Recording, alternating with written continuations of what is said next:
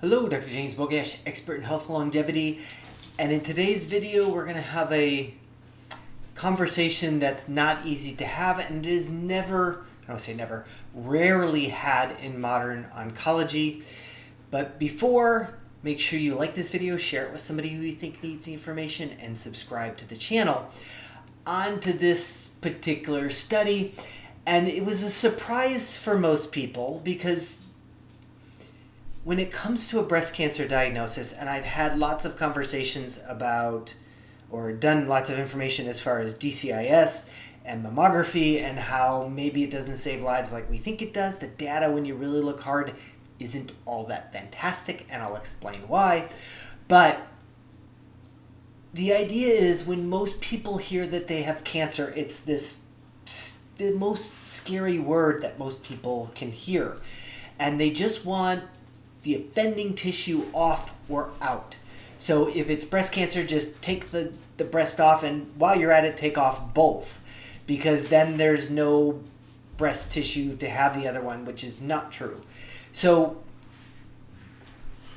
the idea is, like, we can do either breast conserving surgery, so think like a lumpectomy, or you can have a unilateral mastectomy where they just take off one, or you can do sort of a prophylactic or bilateral mastectomy. There's people who have BRCA1 and BRCA2 that they've had both breasts removed in the idea that it might save them by removing the offending organ.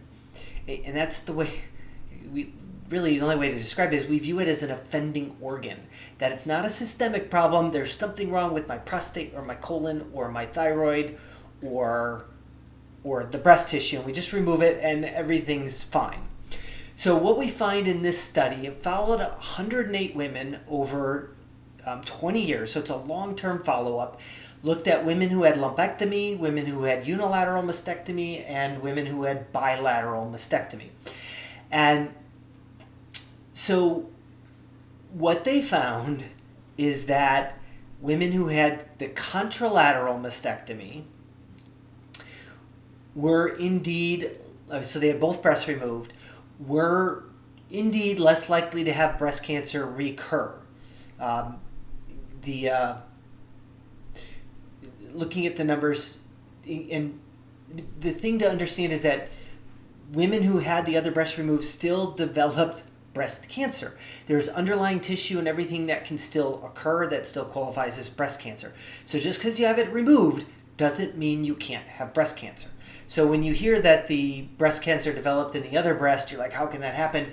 It can. And that's one of the big things to understand. So when they had the other breast removed as well, the likelihood of developing contralateral breast cancer certainly dropped. And that's good news, right? We should see, that's really good. And we did what we were supposed to do, right? Is that we remove that, we lower the risk of breast cancer. So two things to consider. First of all, when breast cancer did show up in the other breast, regardless of what was done, whether it's a lumpectomy, unilateral mastectomy, or bilateral mastectomy, the odds of dying were much greater. It was upwards of like 32%. It was like 4 times higher. So not good. But the real take-home message is that the overall risk of dying of breast cancer, so keep in mind breast cancer can show up in other areas, metastasis and all those things, was very little difference between the 3 groups. So we pat ourselves on the back, we high five, we think we did wonderful things, but in reality we didn't change the outcomes. So what does that mean to me? We view this as an offending organ, like the breast cancer, there's something wrong with the breast tissue. We need to view cancer as a systemic problem.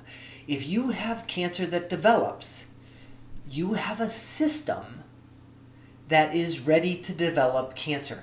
I firmly believe that we are always creating malignant cells. It's just that our body, our immune system can kind of come in and snipe them and get rid of them so it doesn't ever become anything. If we have a lifestyle that increases the production of malignant cells and a lifestyle that decreases immune function, you're going to have potential bad outcomes. So just because it showed up in the breast doesn't mean that it's not going to show up somewhere else. And this study shows that that's likely. We need to understand that if somebody is diagnosed with with cancer, you need to change the lifestyle that put it there in the first place. And these are conversations that we're not having. Sometimes it could be teenage exposures. We know that's higher soy exposure, higher sun exposure lowers the risk of breast cancer. We know that exercise and diet plays a huge role.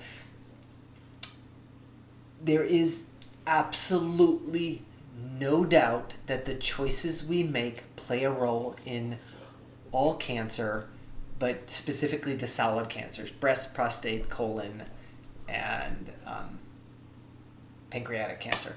Like, those are, like, your choices make a difference. When you're, like, we should ideally make them before we're diagnosed, right? We should not have cancer in the first place.